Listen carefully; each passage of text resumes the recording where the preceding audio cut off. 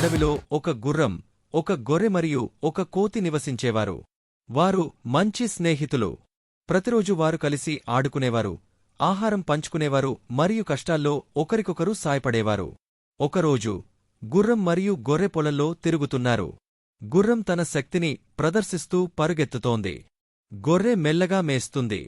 అప్పుడు ఒక చెట్టుపైనుండి ఒక కోతి వారిని గమనిస్తోంది. కోతికి గుర్రం పరుగెత్తడం చూసి ఆశ్చర్యం వేసింది. గుర్రమా, నీవు ఎంత వేగంగా పరుగెత్తుతున్నావు అని కోతి ఆశ్చర్యంగా అడిగింది. నేను చాలా వేగంగా పరుగెత్తగలను, గుర్రం గర్వంగా చెప్పింది. నేను ఈ అడవిలో అత్యంత వేగవంతమైన జంతువును. కోతికి గుర్రం గర్వంగా చెప్పడం నచ్చలేదు. అది ఆలోచించింది, నేను కూడా చాలా వేగంగా ఉంటాను అని అనుకుంది. కోతి చెట్టు నుండి దిగింది మరియు గుర్రాన్ని సవాలు చేసింది.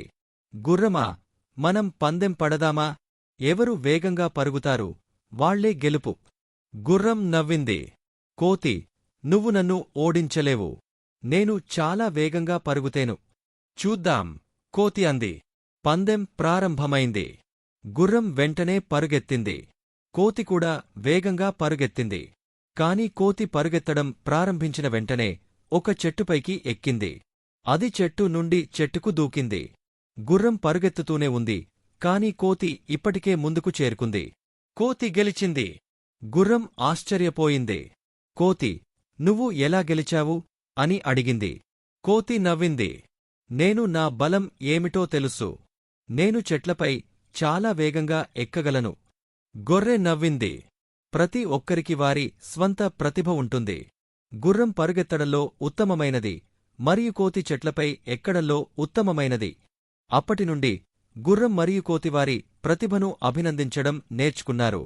వారు తమ బలాలను ఉపయోగించి సహాయం చేసుకునేవారు. ఒకరోజు అడవిలో ఒక పెద్ద నది ఉప్పొంగింది. వరద నీరు పెద్దగా ప్రవహిస్తోంది. అడవి జంతువులు భయపడ్డాయి.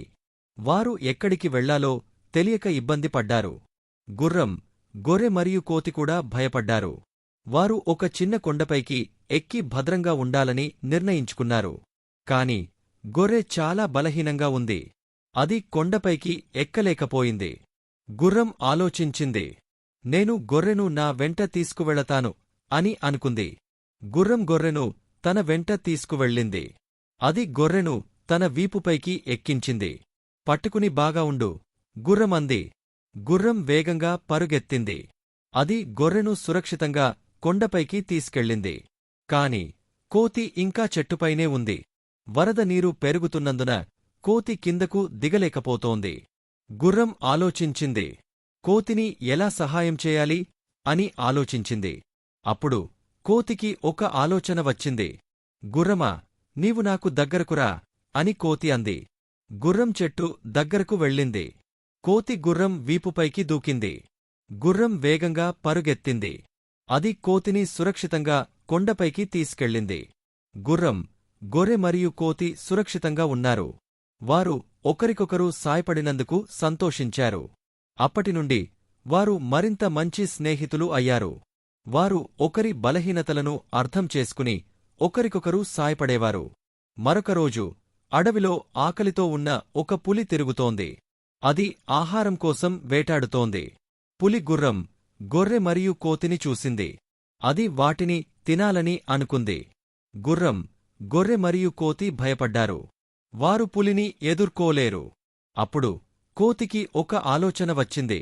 గుర్రమా, నీవు పులిని దూరం తరిమేయగలవా అని కోతి అడిగింది. నేను ప్రయత్నిస్తాను, గుర్రం అంది. గుర్రం పులి వైపు పరుగెత్తింది. అది పులిని తన పాదాలతో తన్నడానికి ప్రయత్నించింది. కాని పులి చాలా బలంగా ఉంది. గుర్రం పులిని దూరం తరిమేయలేకపోయింది. అప్పుడు కోతి చెట్టుపైకి ఎక్కింది. అది పులి తోకను లాగింది. పులి కోపంగా తిరిగింది. గుర్రం ఈ అవకాశాన్ని ఉపయోగించుకుంది. అది పులివైపు వేగంగా పరుగెత్తింది. అది పులిని గట్టిగా తన్నడంతో పులి దూరంగా పారిపోయింది. గుర్రం, గొర్రె మరియు కోతి సురక్షితంగా ఉన్నారు. వారు ఒకరి బలాలను కలిపి పులిని ఓడించారు.